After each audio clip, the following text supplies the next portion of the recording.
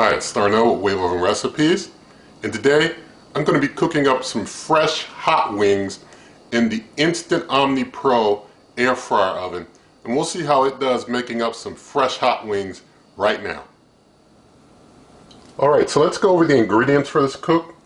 I've got myself about 3.5 pounds of fresh chicken wing sections, and they came, like this from the pack, so they already didn't have a tip. Some of you know I don't usually cut tips off myself, but these are tipless. And for seasonings I'm going to put on while the wings are cooking, I've got some Old Bay seasoning, some adobo seasoning. I'm going to be using some freshly cracked black pepper as well. For the sauce, to dip them in some hot sauce after they're done cooking, I'm going to use roughly an ounce of butter I'm going to melt. And I'm going to be mixing that with some hot sauce, hot wing sauce. And this is Texas Pete brand, but nothing in this video is sponsored. It's just the one that happened to probably be on sale when I went to the store. I'll just, use any, I don't care. I've tried a lot, but it doesn't really matter to me. So I'm going to go ahead and get the wings seasoned up now. Alright, so got one side seasoned up. Going to flip them over, season that opposite side, and then I'll get them over here into the air fry basket. Alright, now that everything's all well seasoned up, going to go ahead and get the cooker started on air fry. Going to take my target temperature up to 400 degrees Fahrenheit. Even though this cooker can go up to 450, I'm going to just do 400. And for cooking time, it seems like I keep running past 400. It goes so fast. But for the cooking time, we're going to do 20 minutes, so going up to 20 and hope I don't run too far past 20. And we'll just hit start. I'm going to let it preheat before I put things in, but I'll bring you on back when it's time to get the food in.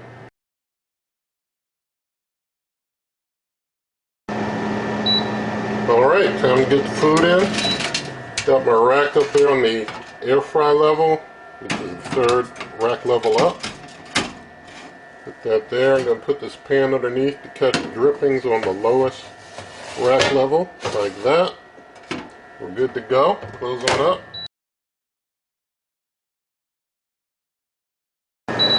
Alright, got the signal to turn. And the turn signal always comes later than halfway. They, I think, try and anticipate when things are well cooked on one side or better cooked on one side. So it's not just a numerical half point as far as the cook. So just getting them, trying to get them out without knocking the rack over or anything. Lord willing, I won't. But I want to get both sides of these wings, nicely crisp some. So just going to take the time to flip them all over. And I want to mention as I continue getting these flipped over that I think it'll probably just take 15 minutes to finish cooking these till if I was just going for 165, but that's not my goal.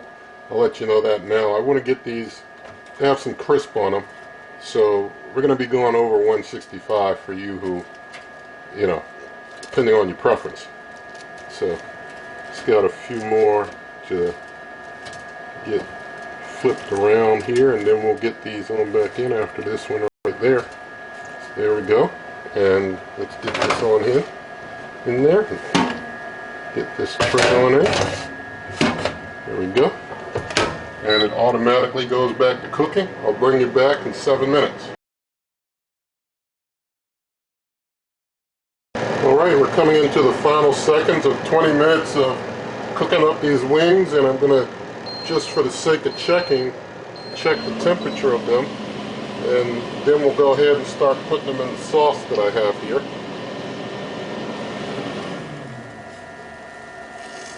So we're in the 170s, so we got hot. Yeah, this one's in the 190s. Yeah, see, back in the back we're in the 200s, so that's interesting. Like if I go up front here, well, that's in the 190s. This one here, well, yeah, I guess that's kind of hot, but it's closer. Yeah, I was checking to see if the ones closer to the door were lower, but well, they're all very hot, and I don't mind that because, like I said, I want to get a little crisp on them, and I think we'll have that well achieved. So achieved while not making them, you know, too dried out or anything. So crispy with some meat still on them.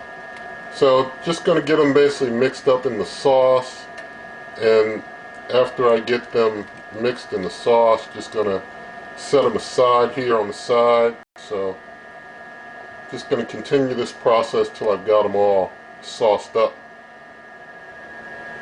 Alright, so there are the completed hot wings. I think I'm going to take this nice big one here and just set that over here for my taste test.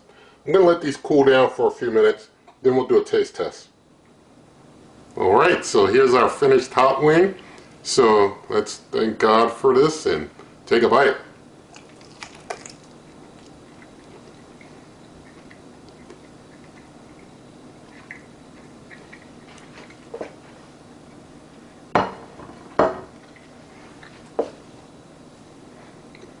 Alright, so they turned out well. Still very moist and juicy inside. They weren't very crisp on the outside, but crisp enough. So they turned out very well. They didn't get dried out at all. So it's like when it does wings, it's able to retain that moisture, which is real nice. And so, they're able to bite through decent. And at the same time, it's not dried out. Nothing's dried out at all. Everything's still nice and moist. So it all turned out really well. The cooker does a really good job retaining moisture, more than I expected. I expected things to be a little more dried out because this cooker can cook things up so hot and fast. But it retains moisture in there really well. So that's all good. And, I like the results there. Some nice tasting hot wings to enjoy. And so you can cook yours up with the seasoning that you prefer. But in the video description, there's lots of ways to help this channel, including my cookbook. You can probably find a referral link to this cooker if it's available. Same price, help this channel. Also, if you did like this video, please do give it a thumbs up. Check out my blog, superwaveovenrecipes.com. And also, you can leave your comments, subscribe to the channel, hit that notification icon, and good eating.